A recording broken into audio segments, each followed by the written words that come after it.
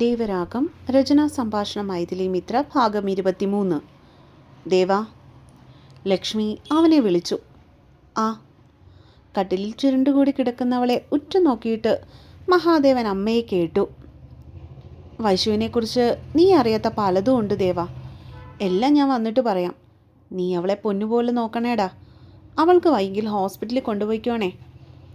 അമ്മയുടെ ശബ്ദത്തിൽ സങ്കടം നിറഞ്ഞു നിൽക്കുന്നവ മഹാദേവൻ ശ്രദ്ധിച്ചിരുന്നു.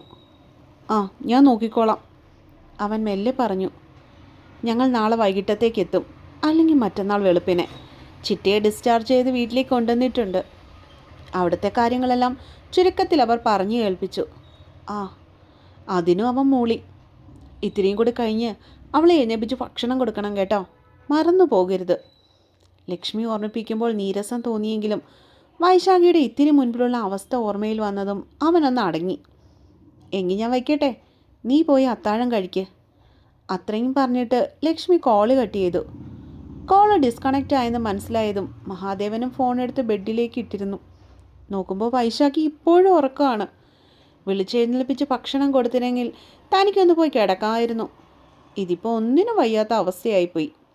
അവൻ മെല്ലെ കസേരയിൽ നിന്ന് എഴുന്നേറ്റ് മുറിക്ക് പുറത്തേക്ക് നടന്നു. അടുക്കളയിലേക്ക് ചെന്ന് ചോറും കറികളും വിളമ്പി ഡൈനിങ് ടേബിളിൽ എടുത്തു വെച്ചു. എന്നിട്ട് മെല്ലെ ഭക്ഷണം കഴിക്കാൻ തുടങ്ങി. അപ്പോഴും അവൻ്റെ ചിന്തകൾ വൈശാഖിയെ ചുറ്റിപ്പറ്റിയുള്ളതായിരുന്നു. അവൾക്ക് പെട്ടെന്ന് എന്താണ് സംഭവിച്ചത്? ഇതിനു മുൻപും ഇങ്ങനെ ഉണ്ടായിട്ടുണ്ടെന്നാണല്ലോ അവൾ പറഞ്ഞത്. ഞാൻ കരുതി അത് പീരിയഡ്സ് വരുമ്പോൾ ഉണ്ടാവുന്നത് വല്ലതും ആണെന്ന്. ഇപ്പം അമ്മ പറഞ്ഞപ്പോഴല്ലേ മനസ്സിലാവുന്നത് അതൊന്നും അങ്ങനെയുള്ളതല്ലെന്ന്. ഇവൾക്ക് വല്ല അസുഖവും ഉണ്ടോ? ഇനി ഉണ്ടെങ്കിൽ തന്നെ മരുന്ന് കഴിച്ച് മാറ്റരുതോ? അവളുടെ അച്ഛനും അമ്മയും അറിയപ്പെടുന്ന ഡോക്ടേഴ്സാണ് എന്നാണ് പറഞ്ഞിരിക്കുന്നത്. എങ്കിൽ പിന്നെ മകളുടെ അസുഖം അവരെന്തുകൊണ്ട് ചികിത്സിച്ച് മാറ്റുന്നില്ല? ഓരോന്നും ചിന്തിച്ചുകൊണ്ടാണ് മഹാദേവൻ ആഹാരം മുഴുവൻ കഴിച്ചു തീർത്തത്. പാത്രം കഴുകി വെച്ച് വീണ്ടും തിരിച്ച് വൈശാഖിയുടെ മുറിയിൽ പോയി ഒരു വട്ടം കൂടി നോക്കിയവൻ. പെണ്ണിപ്പോഴും കിടന്ന് നല്ല ഉറക്കമാണ്. അതുകൊണ്ട് തന്നെ ദേവൻ നേരെ തൻ്റെ മുറിയിലേക്ക് കയറി. എന്നിട്ട് സ്റ്റഡി ടേബിളിൽ ഇരുന്നു കൊണ്ട് പിറ്റേ ദിവസം പഠിപ്പിക്കാനുള്ള ബുക്സ് എടുത്ത് റെഫർ ചെയ്തു. നോട്ട്സ് എഴുതി പൂർത്തിയാക്കിയതിന് ശേഷമാണ് അവൻ പിന്നീട് അവിടെ നിന്ന് എഴുന്നേറ്റത് തന്നെ. സമയം അപ്പോഴേക്ക് ഏകദേശം 10:30 മണി കഴിഞ്ഞിരുന്നു. ഇനിയും പെണ്ണിനെ കിടത്തി ഉറക്കിയാൽ പിറ്റേ ദിവസത്തെ തൻ്റെ കോളേജിൽ പോക്ക് നടക്കില്ലെന്ന് അറിയാവുന്നത് കൊണ്ട് തന്നെ അവൻ പിന്നീട് നേരെ വൈശാഖിയുടെ മുറിയിലേക്ക് കയറി, അവളെ എഴുന്നേൽപ്പിക്കാൻ എന്ന വണ്ണം. വൈശാഖി, അവൻ മെല്ലെ വിളിച്ചു. നെറ്റി ചുളിച്ചുകൊണ്ട് ഒന്ന് ഞെരങ്ങിയതല്ലാതെ അവൾ അനങ്ങാൻ പോലും കൂട്ടാക്കിയില്ല. വൈശാഖി, അവൻ ഇത്തിരി ഉച്ചത്തിൽ ഒരിക്കൽ കൂടി വിളിച്ചു. ആ. ഇത്തവണ പെണ്ണ് കണ്ണുകൾ ചിമ്മി തുറന്നു. എന്നിട്ട് മുൻപിൽ നിൽക്കുന്നവനെ തുറച്ചു നോക്കി. വൈശാഖി, എഴുന്നേൽക്ക്, അത്താഴം കഴിച്ചിട്ട് കിടക്കാൻ നോക്ക്. ഉറക്കം വരുന്നുണ്ടായിരുന്നു മഹാദേവന്. അതുകൊണ്ട് തന്നെ അവൻ്റെ സംസാരത്തിൽ ഇത്തിരി ധൃതി കലർന്നിരുന്നു. ആ. ഉറക്കം മുറിഞ്ഞവൾ മെല്ലെ ബെഡിൽ എഴുന്നേറ്റിരുന്നു. എന്നിട്ട് വലത്തെ കാല് ശ്രദ്ധയോടെ നിലത്തേക്ക് ഊത്തി ഇടത്ത് കാലിൽ ഭാരം കൊടുത്തുകൊണ്ട് അവൾ എഴുന്നേറ്റ് നിന്നു. കഴിച്ചിട്ട് ഇറങ്ങിക്കോ, എന്തെങ്കിലും ഉണ്ടെങ്കിൽ വിളിച്ചാൽ മതി. നേരെ വാഷ്റൂമിലേക്ക് പോകുന്നവളെ നോക്കി അവൻ പിന്നിൽ നിന്നും വിളിച്ചു പറഞ്ഞു. അയ്യോ, സാറ് പോവാണോ? വാഷ്റൂമിൻ്റെ വാതിൽ വരെ ചെന്നവൾ പൊടുന്നനെ അവനെ തിരിഞ്ഞു നോക്കി. എന്താ? അവൾ എന്തായി ചോദിക്കുന്നതെന്ന രീതിയിൽ മഹാദേവൻ പെണ്ണിനെ കണ്ണുമിഴിച്ച് നോക്കി നിന്നു. സാറൊരു മിനിറ്റ് നിൽക്കുമോ പ്ലീസ്? അവൾ കിഞ്ചിയതുപോലെ ചോദിച്ചതും മഹാദേവന് പറ്റില്ലെന്ന് പറയാൻ തോന്നിയില്ല. അവൻ സമ്മതത്തോടെ തലയാട്ടി കാട്ടി. എന്നിട്ട് നേരെ ഹാളിലേക്ക് പോയി അവിടെ കിടന്ന സെറ്റിയിലേക്കായി ഇരുന്നു. ഏകദേശം ഒരു 5-10 മിനിറ്റ് കഴിഞ്ഞപ്പോഴേക്കും വൈശാഖി മുറിയിൽ നിന്ന് ഹാളിലേക്ക് ഇറക്കി ചെന്നു. ഭക്ഷണം ടേബിളിന് മുകളിൽ മൂടി വെച്ചിട്ടുണ്ട്, പോയിരുന്ന് കഴിക്ക്. അവളെ കണ്ടതും അവൻ നിർദ്ദേശിച്ചു. വൈശു അങ്ങോട്ടേക്ക് നടക്കുന്നത് കണ്ടതും മഹാദേവൻ അനങ്ങിയില്ല. അവൻ അത്രത്തോളം ക്ഷീണം ഉണ്ടായിരുന്നു. കൈകളും തലയിൽ താങ്ങി അവൻ മുഖം കുനിച്ചിരുന്ന് കണ്ണുകളടച്ചു. കുറച്ചു നേരം കഴിഞ്ഞതും തനിക്കരികിലായി ആരോ വന്നിരിക്കുന്നത് പോലെ തോന്നിയപ്പോഴാണ് ദേവൻ കണ്ണും തുറന്ന് തല ചിരിച്ച് നോക്കിയതുമൊക്കെ. അപ്പോൾ അവൻ കണ്ടു, ചോറും പാത്രവും വെള്ള ഗ്ലാസുമായി തനിക്കരികിൽ വന്നിരിക്കുന്ന വൈശാഖിയെ. നീ എന്താ ഇവിടെ? അടുത്തു വന്നിരുന്ന് ചോറ് വാരി കഴിക്കുന്നവളെ കണ്ടതും അവനൊട്ടൊരു ഗൗരവത്തിൽ തന്നെ തിരക്കി. എനിക്ക് തന്നെ ഇരിക്കാൻ പേടിയോ സാർ? പ്ലീസ് ഞാനിവിടെ ഇരുന്നോട്ടെ? കഴിക്കുന്നതിനിടയിൽ അവൻ്റെ മുഖത്തേക്ക് നോക്കി പെണ്ണ് കെഞ്ചി. ആ. ചെക്കൻ മറുപടിയൊന്നും പറഞ്ഞില്ല. എവിടെ ഇരുന്നാലെന്താ, എങ്ങനെയെങ്കിലും വേഗം കഴിച്ചിട്ട് എഴുന്നേക്കട്ടെ എന്ന് കരുതി വീണ്ടും മുഖം കുനിച്ചിരുന്നു കണ്ണുകൾ അടച്ചു കഴിഞ്ഞു.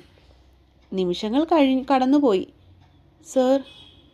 പെണ്ണിൻ്റെ വിളി കേട്ടപ്പോൾ അവൻ വീണ്ടും മുഖം ഉയർത്തി. എന്താ? ഉറക്കച്ചടവോടെ അവൻ പുരികം ചുളിച്ചു. എനിക്കൊന്ന് കൈ കഴുകണം. അവളിൽ നിഷ്കളങ്കത. അതിന്? മഹാദേവന് കാര്യം മനസ്സിലായില്ല. എനിക്ക് അടുക്കള വരെ ഒറ്റയ്ക്ക് പോകാൻ പേടിയാ സാർ. ദേവൻ വഴക്കു പറയുമെന്നുള്ള പേടി കൊണ്ട് വൈശാഖി മുഖം കുനിച്ചു കളഞ്ഞു. അതിന് നീ ആദ്യമായിട്ടൊന്നും അല്ലല്ലോ ഒറ്റയ്ക്ക് അടുക്കള വരെ പോണത്. ചെക്കന് നീരസം തോന്നി. പ്ലീസ് സാർ, ഇന്നൊരു ദിവസം എൻ്റെ കൂടെ വരുമോ പ്ലീസ്? പേടിയായിട്ടാ. അവൾ കെഞ്ചി. സാധാരണ ഇതുപോലുള്ള പാനിക് അറ്റാക്ക് വരുമ്പോൾ അന്നത്തെ ദിവസം മുഴുവൻ ഇങ്ങനെ പേടിയായിരിക്കും. അതിൻ്റെ കൂടെ അനാവശ്യമായ കുറേ ചിന്തകളും. ചിലപ്പോഴൊക്കെ മെഡിസിൻ എടുക്കേണ്ടി വരുന്ന അവസ്ഥയും ഉണ്ടായിട്ടുണ്ട്. അതൊക്കെ മഹാദേവനോട് പറയാൻ അവൾ എന്തുകൊണ്ടോ ഒന്നും മടിച്ചു. ആ, നടക്ക്. ഇത്തിരി ദേഷ്യം വന്നെങ്കിലും ഇതും കൂടി കഴിഞ്ഞാൽ കിടക്കാമല്ലോ എന്ന ചിന്തയിൽ ചെക്കൻ അവളെ അനുഗമിച്ചു. അവൾ പാത്രം കഴുകി പാതകത്തിൽ കമഴ്ത്തുന്നിടം വരെ അവൻ അവൾക്കായി അടുക്കളയിൽ കാത്തു നിന്നു, ഉള്ളിൽ ആ പെണ്ണിനെയും ചീത്ത വിളിച്ചുകൊണ്ട്. ഇനിയിപ്പോ എല്ലാം കഴിഞ്ഞ് കിച്ചണിലെ ലൈറ്റ് നിർത്തിയിട്ടാണ് അവൻ വൈശുവിനെയും കൂട്ടി വീണ്ടും ഹാളിലേക്ക് നടന്നത്. സർ. മുൻവാതിൽ അടച്ചിട്ടുണ്ടോ എന്ന് ഒരു വട്ടം കൂടി പരിശോധിച്ചിട്ട് നേരെ സ്വന്തം മുറിയിലേക്ക് നടക്കുന്നവനെ വൈശാഖി വീണ്ടും പിന്നിൽ നിന്ന് വിളിച്ചു. എന്താ? ഇനി എന്ത് കുന്തത്തിനു വേണ്ടിയാണ് ഈ വിളി എന്ന് മനസ്സിൽ പിറുപിറുത്തുകൊണ്ട് അവൻ ദേഷ്യത്തിൽ പെണ്ണിന് നേർക്ക് തിരിഞ്ഞു. സർ, ഞാനിവിടെ സാറിൻ്റെ മുറിയിൽ കിടന്നോട്ടെ? ഇത്തവണ വൈശാഖിയുടെ ആവശ്യം കേട്ടതും മഹാദേവൻ ഒരു ഞെട്ടലോടെ നിന്നിടത്ത് തന്നെ നിന്നുപോയി. അവൾ പറഞ്ഞത് തന്നെയാണോ താൻ കേട്ടത് എന്നൊരു സംശയം പൊടുന്നനെ അവനിലുണ്ടായി.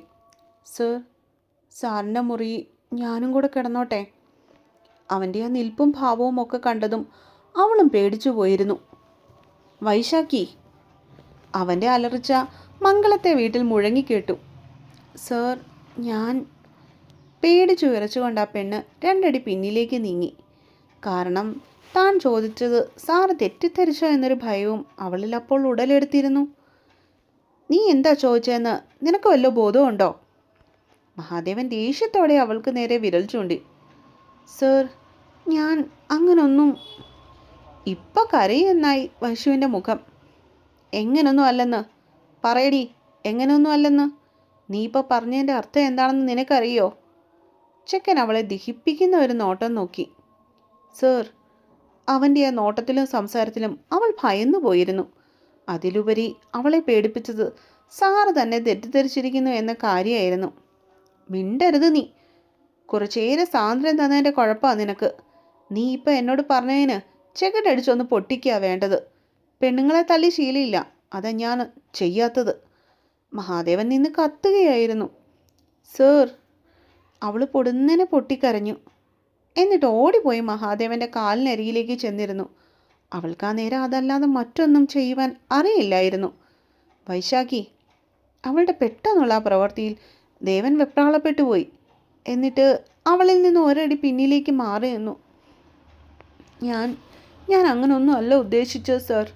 എന്നെ തെറ്റിദ്ധരിക്കരുതേ. എനിക്ക് പേടിയായിട്ടാ ഒറ്റയ്ക്ക് കിടക്കാൻ.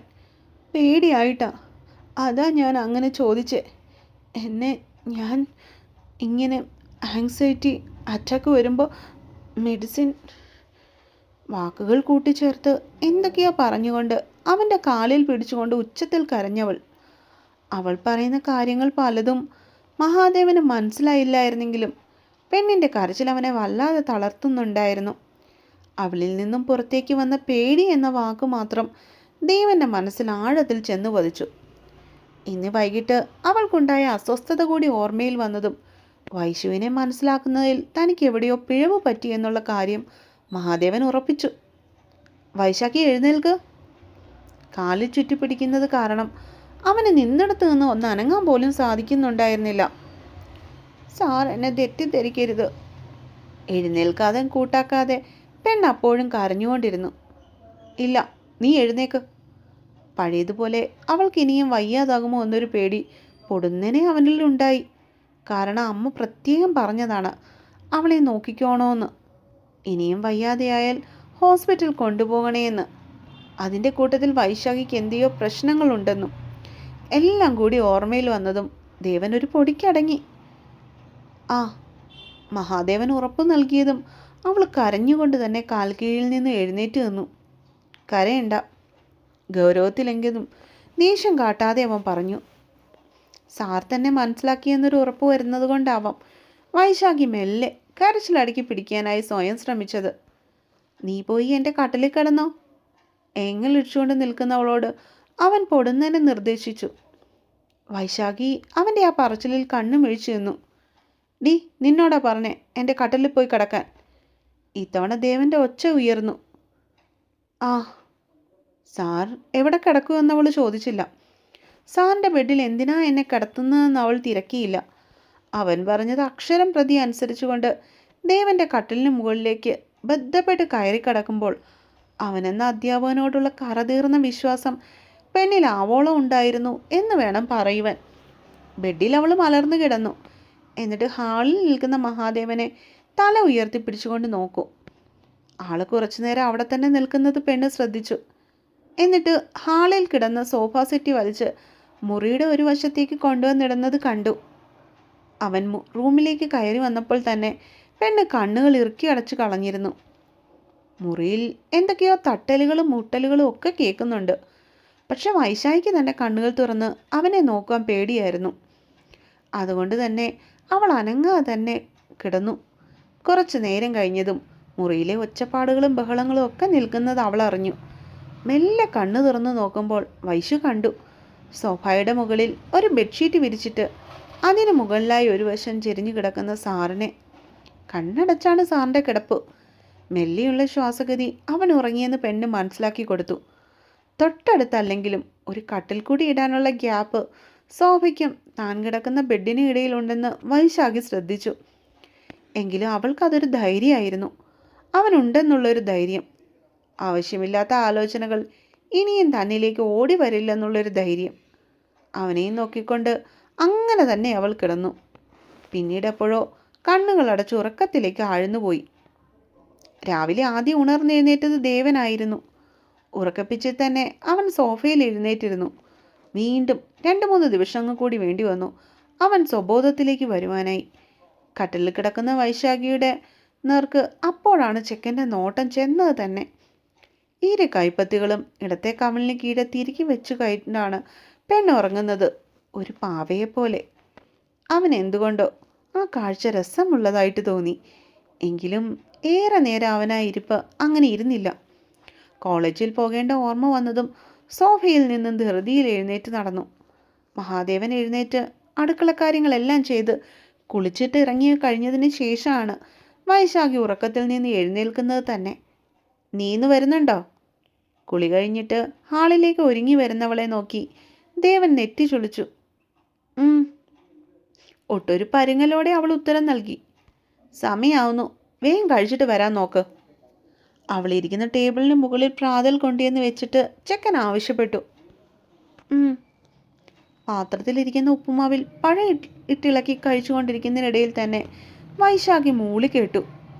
ബ്രേക്ക്ഫാസ്റ്റ് കഴിഞ്ഞ് ഉച്ചയ്ക്ക് കഴിക്കാനുള്ള ചോറും പൊതിയായിട്ടാണ് മഹാദേവൻ്റെ പിന്നാലെ അവളും കോളേജിലേക്ക് പോകുവാനായി വീടിൻ്റെ ഉമ്മറപ്പടികൾ ഇറങ്ങിയത്. മുറ്റത്ത് കിടക്കുന്ന കാറിലേക്ക് കയറി ഇരിക്കാൻ വേണ്ടി തുടങ്ങിയപ്പോഴാണ് ഗേറ്റും കടന്നൊരു വണ്ടി അകത്തേക്ക് കയറി വരുന്നത് അവർ ഇരുവരും ഒരുപോലെ കണ്ടത്.